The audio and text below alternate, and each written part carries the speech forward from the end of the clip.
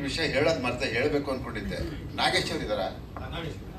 ನಾಗೇಶ್, ಇನ್ನೊಂದ್ಸಾರಿ ಎಲ್ಲಾದ್ರೂ ಆ ಹೀರೋಯಿನ್ ಜೊತೆ ನಾನು ಬಹಳ ಇದರಲ್ಲಿ ನಾನು ಅನ್ಯೋನ್ಯವಾಗಿದ್ದು ಅಂತ ಹೇಳ್ಬಿಟ್ಟಿಯಪ್ಪ, ಕೇಳಿಸ್ಕೊಂಡು ಚೇತನ್ ಬಂದ್ಬಿಡ್ತಾನೆ. ಏನ್ ಹೇಳು, ಇತ್ತೀಚೆಗೆ ಮೀಟು ಅಂತ ಒಂದು ಸ್ಟಾರ್ಟ್ ಆಗಿದೆಯಲ್ಲ, ಆ ಚೇತನ್ ತಂಡ ಕಟ್ಕೊಂಡ್ ಬಂದ್ಬಿಡ್ತಾನೆ. ಪಾಪ ಅವ್ರು ಎಷ್ಟು ಚಿತ್ರ ಮಾಡೋನೋ ಗೊತ್ತಿಲ್ಲ, ಅಲ್ಲಿ ಹೋಗಿದ್ದವ್ರು ಎಷ್ಟು ಚಿತ್ರ ಮಾಡೋರು ಗೊತ್ತಿಲ್ಲ, ಭಗವಂತನಿಗೆ ಗೊತ್ತು.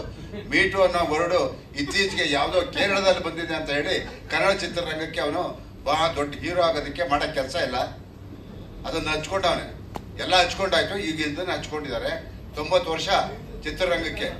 ಇವತ್ತೇನಾದ್ರೂ ಅಂಥದ್ದೇನಾದ್ರೂ ಘಟನೆಗಳು ಕರ್ನಾಟಕದಲ್ಲಿ ಕನ್ನಡ ಚಿತ್ರರಂಗದಲ್ಲಿ ನಡೆದಿದ್ರೆ ಇಷ್ಟು ವರ್ಷ ಚಿತ್ರರಂಗ ಇರ್ತಾ ಇರಲಿಲ್ಲ.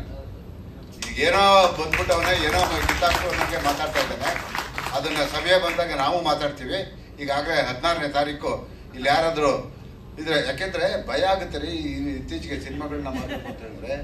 ಎಲ್ಲೋ ಒಂದ್ ಕಡೆ ಏನೋ ಒಂದ್ ಕಡೆ ಅವ್ರಿಗೆ ಯಾರು ರೇ ಕೊಟ್ಟಿದೆ ಅಥವಾ ಇನ್ನೊಂದು ಮಾಡಿದೆ, ದುಡ್ಡು ಕಮ್ಮಿ ಕೊಟ್ಟಿದೆ ಅಂತ ಹೇಳ್ಬಿಟ್ರೆ, ಈ ಹೀರೋಯಿನ್ ಹೋಗಿ ನನಗೆ ಹಿಂಗ್ ಮಾಡಿದ್ರು ಅಂತ ಹೇಳ್ಬಿಟ್ಟು ಹೇಳ್ಬಿಟ್ರೆ ಕತೆ ಏನ್ರಿ?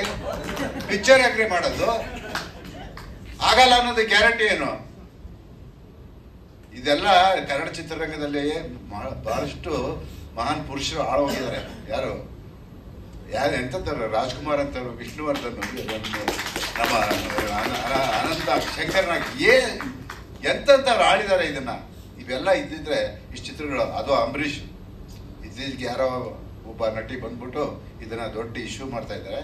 ಸಮಯ ಬಂದಾಗ ಉತ್ತರ ಕೊಡ್ತೀವಿ.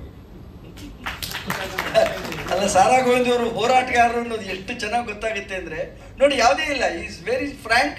ಹಾಗಾಗಿ ನಮ್ಗೆ ಅವ್ರು ತುಂಬಾ ಇಷ್ಟ. ನೇರವಾಗಿ ಮಾತಾಡ್ತಾರೆ, ಒಳಗಿದ್ದದನ್ನು ಹೇಳ್ತಾರೆ. Really nice sir, thank you.